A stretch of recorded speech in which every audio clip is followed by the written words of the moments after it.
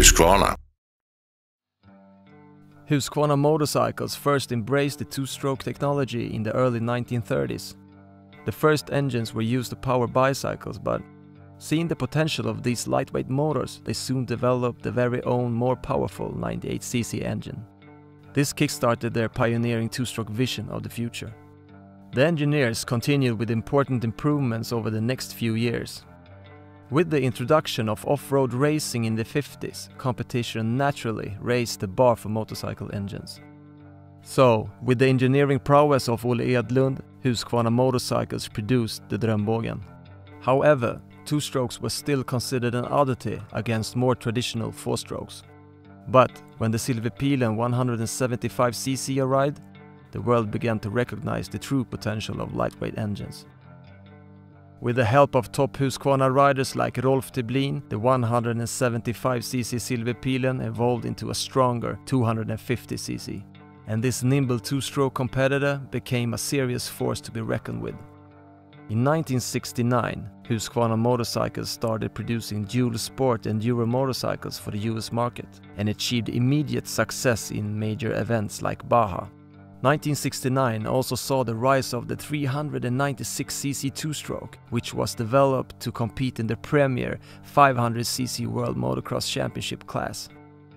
1972 saw the introduction of the highly anticipated 125cc Husqvarna, and with it, a whole new lineup of two-strokes with a new innovative standardized platform. The big decision to move to water-cooled engines was made in the early 80s, and was first seen in the 1984 range. This also saw the release of an impressive 500cc two-stroke to compete in the Premier Motocross Grand Prix class.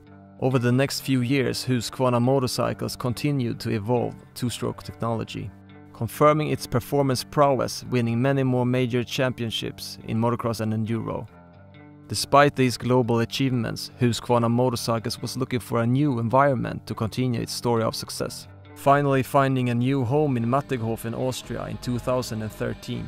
And the unending two-stroke development could forge ahead, strongly led by the enduro segment. Motivated by this renewed energy, Husqvarna motorcycles could now continue with its progressive approach to motorcycling. The challenge was to find a solution that worked well on two strokes, yet was lightweight and reliable enough to work effectively in competition. The solution would clearly have advantages for the environment and the rider.